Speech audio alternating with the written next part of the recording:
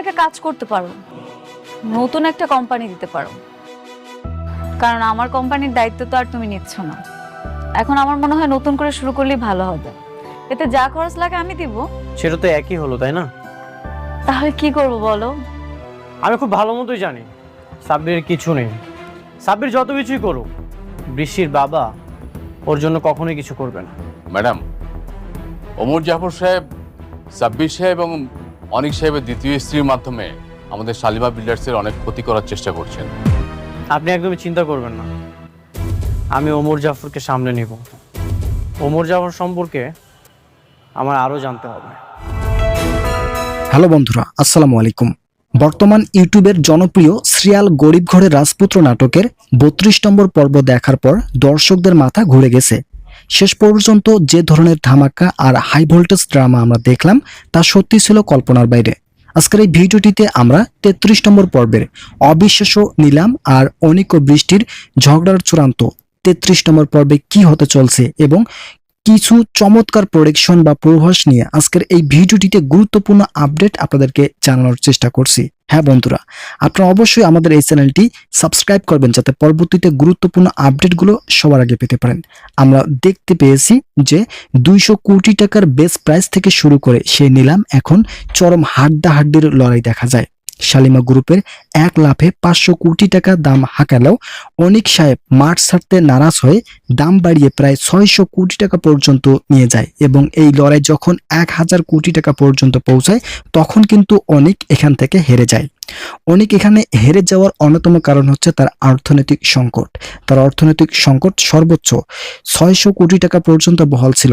তবে বৃষ্টি এবং সাব্বির আতাত করে নতুন যে সিদ্ধান্ত নিয়েছে সেই সিদ্ধান্ত অনুযায়ী প্রায় 1000 কোটি টাকা পর্যন্ত তারা বৃদ্ধি করেন। এরপর শেষ পর্যন্ত 1000 টাকা বৃদ্ধি করলেও কিন্তু এর বিপরীতে সাব্বির 1200 কোটি টাকা নিলামের ডাক তোলেন। এতে করে কিন্তু পরবর্তীতে এই নিলামটি সম্পন্ন হয় এবং এই নিলামটি হয়ে যায় অনিকের বিরোধী যে পার্সন রয়েছে, বিশেষ করে রাতুল, সাব্বির এবং বৃষ্টি, এই 3 জনের হাতে কিন্তু এই প্রজেক্টটি চলে যায়। মূলত পূর্বাঞ্চলের যে প্রজেক্টটি ছিল এই প্রজেক্টটি প্রায় 100 বছরের একটি হাই ভোল্টেজ প্রজেক্ট ছিল। তবে শেষ পর্যন্ত শালিমা গ্রুপকে টেক্কা দিয়ে প্রায় 1500 কোটি টাকায় পুরো প্রজেক্টটি কিনে নেয় শালিমা বিল্ডার্সের যে উত্তরাধিকারী রয়েছে, যে আগে যে ছিলেন, বিশেষ করে সাব্বির আগে কাজ করছিলেন, সেই সাব্বির নিয়েছিলেন এবং রাতুল এই বিষয়টির মধ্যে ইনভলভ হওয়ায় তারা কিন্তু এই বিষয়গুলোকে খুবই আকর্ষণ হিসেবে দেখছেন। তবে এখানে আরেকটি গুরুত্বপূর্ণ সিদ্ধান্ত রয়েছে, যেমন দুদিনের ফকির সাব্বিরের 1 টাকার গরম দেখে অনিকের পায়ের তলায় যে মাটি সরে যায় সেটা কিন্তু সত্যিই ছিল। নিলাম শেষে অনিক আর বৃষ্টির মধ্যে যে ভয়ঙ্কর যুদ্ধ লেগে যায় আমরা কিন্তু সেটা দেখতে পেরেছিলাম। বিশেষ করে অনিক এবং বৃষ্টি তারা দুজন বর্তমান স্বামী স্ত্রী থাকলেও তাদের মধ্যে কোনো বনতা ছিল না। তারা কিন্তু দুজন একে অপরের শত্রু ভাবাপন্ন হয়ে ওঠে। বিশেষ করে এদের দুজনের মধ্যে শত্রুতার যে চারিত্রিক গঠন উঠেছে তার মধ্যে অন্যতম হয়েছে বৃষ্টির কারণে, বিশেষ করে মেঘলার কারণে এই বিষয়গুলো হয়েছে। মেঘলা অত্যন্ত শক্তিশালী একজন মানুষ ছিলেন। পরবর্তীতে তাকে যখন শালিমা বিল্ডার্স থেকে বিতরণ করা হয় তখনই কিন্তু তার চারিত্রিক গঠনের যে একটা দুর্দশা এবং চারিত্রিকভাবে ধ্বংসের যে একটা নতুন পরিহাস ছিল সেটা কিন্তু আমরা দেখতে পেরেছিলাম। তবে আমরা দেখেছি যে অনিক যখন সাব্বিরের এত টাকার উৎস নিয়ে প্রশ্ন তোলে তখন বৃষ্টি তখন অনিককে চরম অপমান করে সাইকো এবং অসুস্থ রোগী বলে দেয়।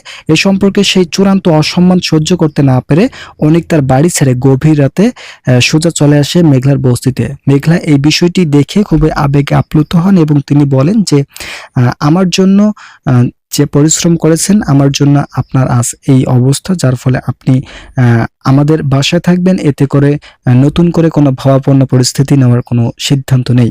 মেঘলা তার পরিবার তাকে সাদরে আশ্রয় দেন এবং পরদিনই জানতে পারে সাব্বির আসলে একা নয়, সাব্বিরের সঙ্গে আরো কিন্তু অনেক শত্রু রয়েছে। মূলত এখানে বৃষ্টি রয়েছে, অনেক রয়েছে এবং নতুন একজন ব্যক্তি রয়েছে যাকে জাফর বলা হয়। এই জাফরের সাথে কালো হাত মিলিয়ে প্রায় 1500 কোটি টাকার খেলা খেলেছে পূর্বাঞ্চলের সম্পত্তিকে নিয়ে।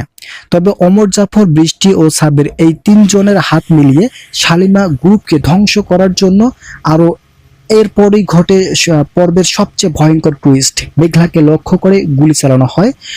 অনিক নিজের চোখে সাব্বিরকে সেখান থেকে পালিয়ে যেতে দেখে এবং সোজা বৃষ্টির কাছে গিয়ে হুঙ্কার ছাড়ে, যদিও মারতে হয় সামনাসামনি আমাকে গুলি করে মারো, এই বিষয়টি বলেছিলেন যে অনিক এই বিষয়টি কিন্তু বৃষ্টিকে বলেছেন। বৃষ্টিকে তিনি স্পষ্টভাবে বলেছেন যদি মারতে হয় তাহলে অবশ্যই আমাকে সামনাসামনি গুলি করে মারো, কেন শত্রুতা ভাবাপন্ন মানুষকে নিয়ে আসতে হবে আমাকে মারতে।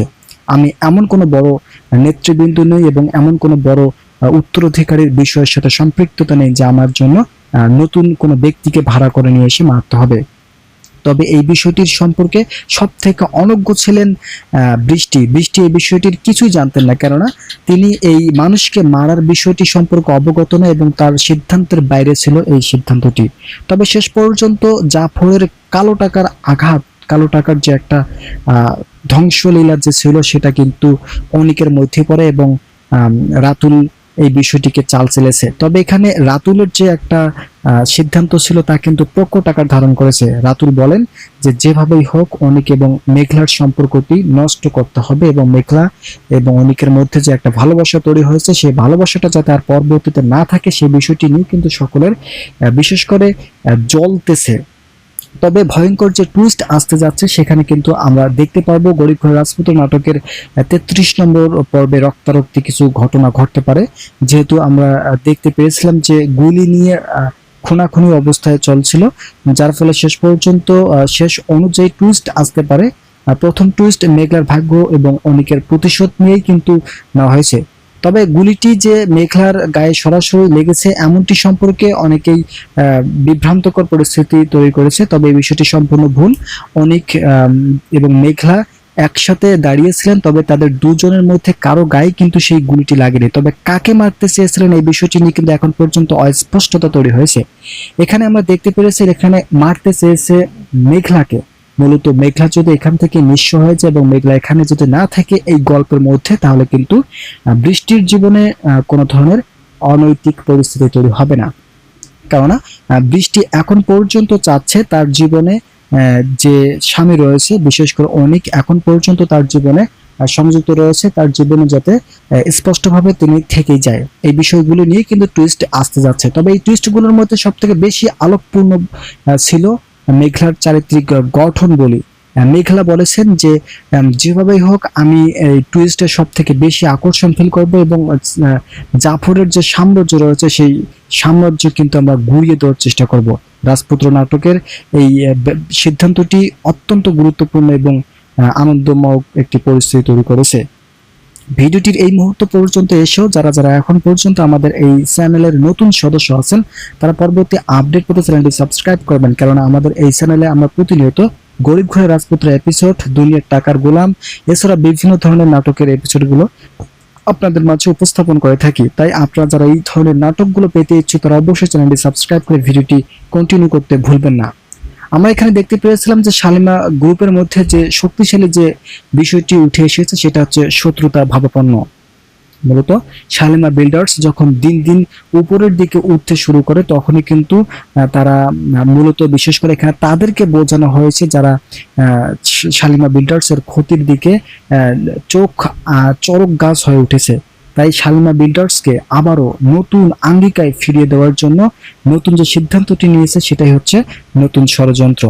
এখানে যে ওমর সাহেবের সাথে হাত মিলিয়ে শালিমা গ্রুপকে ধ্বংসের যে চেষ্টা করতে চাচ্ছে সেটা সত্যিই খুব দ্রুত ধরে ফেলবে। আর বিশ্বাসঘাতকতার কারণে অনিক ও বৃষ্টির সম্পর্কে অফিসিয়ালি ইতি ঘটতে পারে, অর্থাৎ অনিক বৃষ্টিকে ডিভোর্স দিতে পারে। আর তৃতীয় টুইস্ট হতে পারে ওমর জাফরের পরবর্তী নোংরা 1500 কোটি টাকার প্রজেক্ট জিতে যাওয়ার পর ওমর জাফর ও সাব্বির আবার শালিমা বিল্ডার্স এর শেয়ার বাজার ধসিয়ে দেওয়ার চেষ্টা করবে।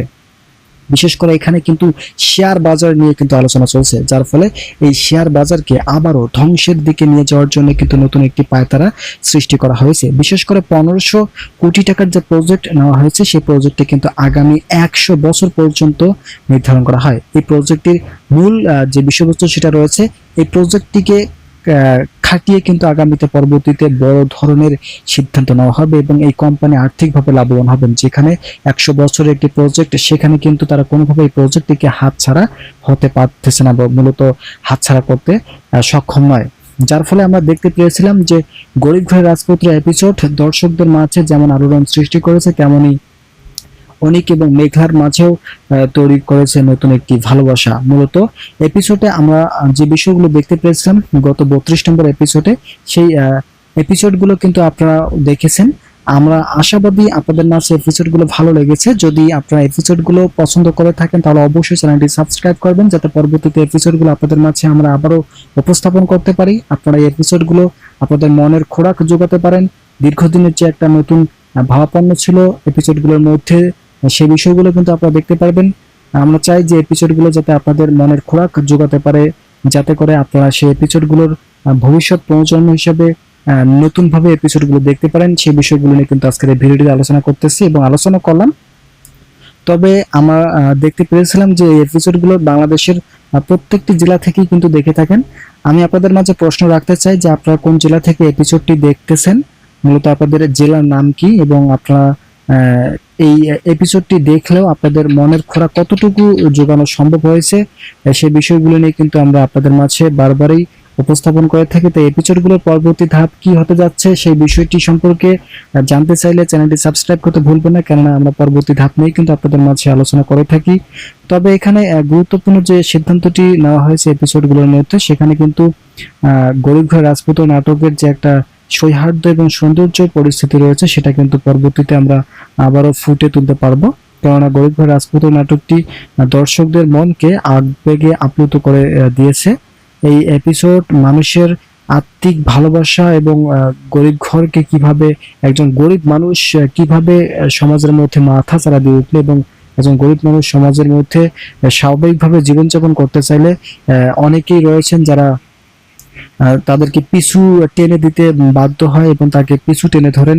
সেই বিষয়গুলো নিয়ে কিন্তু নতুন সিদ্ধান্তের একটি পরিস্থিতি লক্ষ্য করা যাচ্ছে। তবে গরিব ঘরের রাজপুত্র এপিসোড যে কতটা শক্তিশালী তা কিন্তু অনেকেই জানতে পারেনি, যার ফলে আমরা আগামী রবিবার, মূলত আগামী রবিবার গরিব ঘরের রাজপুত্র 33 নম্বর পর্ব দেখতে পাবো, যেখানে এই গরিব ঘরের রাজপুত্র নাটকটি মানুষের মনকে আবারও নতুন একটি আনন্দের জোয়ারে ভাসাবে। এবং এই গরিব ঘর রাজপুত্র নাটকের ফলে যে একজনের মানুষের যে মনস্তাত্ত্বিক ভালোবাসা এবং একজন মানুষ কিভাবে এই নাটকটিকে দেখতেছেন সেটার কিন্তু একটা নতুন ধারাবাহিক হিসাবে উপস্থাপন করা হবে।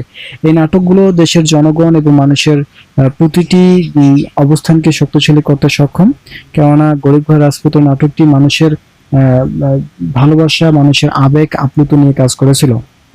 এই বিষয়গুলো নিয়ে আজকের এই ভিডিওটিতে আমি আলোচনা করলাম। তবে পর্যায়ক্রমে সকল ধরনের এপিসোড পেতে হলে অবশ্যই আপনারা আমাদের এই চ্যানেলটি সাবস্ক্রাইব করে আমাদের সঙ্গে থাকবেন। ভালো থাকুন, সুস্থ থাকুন, দেখা হবে পরবর্তী ভিডিওতে।